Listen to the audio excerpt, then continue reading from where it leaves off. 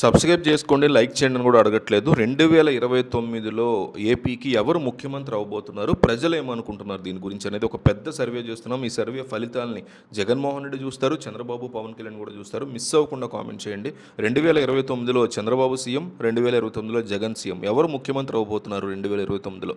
Chandrababu CM, Jagan CM. ఖచ్చితంగా జగన్ చూస్తారు comments, Chandrababu చూస్తారు, పవన్ కళ్యాణ్ చూస్తారు. సో వాళ్ళకి అర్థమయ్యేలాగా ప్రతి ఒక్కళ్ళు కంపల్సరీగా కామెంట్ చేయండి. ఉత్తరాంధ్ర అభివృద్ధికి సంబంధించినటువంటి అత్యంత కీలకమైన భోగాపురం ఇంటర్నేషనల్ ఎయిర్పోర్ట్ యొక్క ప్రారంభోత్సవానికి అది సిద్ధమవడంతో రాజకీయం మళ్ళీ వేడెక్కిందని చెప్పుకోవాలి. ప్రధానమంత్రి చేతుల మీదుగా ఈ భారీ ప్రాజెక్టు ప్రారంభం కాబోతున్నటువంటి ఈ టైంలో దీని అసలు శ్రేయస్సు ఎవరికి దక్కాలి, క్రెడిట్ ఎవరికి ఇవ్వాలనేటువంటి దాని మీద పెద్ద ఎత్తున చర్చ నడుస్తోంది. పని మొత్తం మేమే చేశాము అని అనుమతులు తెచ్చి పునరావాసం కల్పించి మరీ నిర్మాణం పూర్తి చేస్తే వేరే వాళ్ళు వచ్చి ఆ కష్టాన్ని తమ ఖాతాలో వేసుకుంటున్నారు అని వైసీపీ నాయకత్వం తీవ్రమైనటువంటి ఆరోపణలు సోషల్ మీడియా వేదికగా, మెయిన్ స్ట్రీమ్ మీడియా వేదికగా గుప్పిస్తుంది. అయితే ఒక భారీ ప్రాజెక్ట్ అనేది ఏ ఒక్క ప్రభుత్వ హయాంలోనో ఒక్క నాయకుడి వల్ల మాత్రమే సాధ్యమయ్యే పని కాదని, ఎంతోమంది కృషి, వివిధ దశల్లో జరిగినటువంటి పనులు కారణమవుతాయని అందరూ గుర్తించాలి. ఇది ఏ అంశమైనా సరే, ఏ ప్రాజెక్ట్ అయినా తీసుకోండి. ఈ ప్రాజెక్ట్ యొక్క చరిత్రను మనం ఒకసారి పరిశీలిస్తే భోగాపురం విమానాశ్రయం యొక్క ఆలోచన, దానికి సంబంధించినటువంటి ప్రాథమిక అడుగులు పడింది తెలుగుదేశం ప్రభుత్వ హయాంలోనే తెలుగుదేశం చెప్పుకుంటుంది.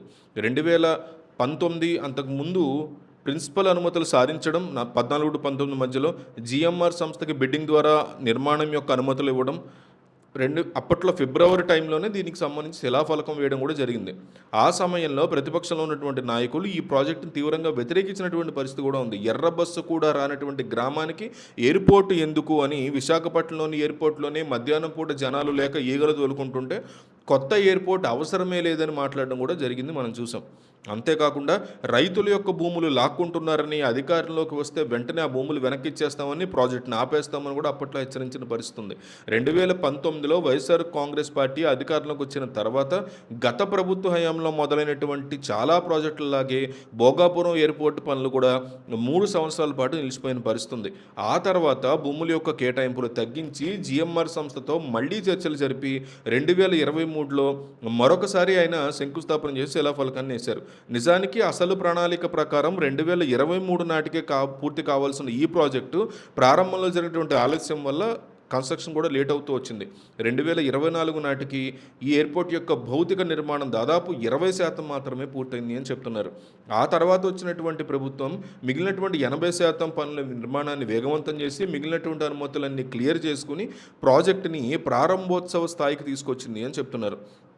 సో ఇలాంటి పరిస్థితుల్లో ప్రాజెక్ట్ని ప్రారంభంలో తీవ్రంగా వ్యతిరేకించి ఆ తర్వాత 3 ఏళ్ళు పనులని ఆపేసి చివరికి కొంత భాగం మాత్రమే పూర్తి చేసిన వారు ఈ ఎయిర్పోర్ట్ మొత్తం క్రెడిట్ తమదే అని చెప్పుకోవడం హాస్యాస్పదంగా ఉంది అని తెలుగుదేశం పార్టీ యొక్క ఆరోపణ.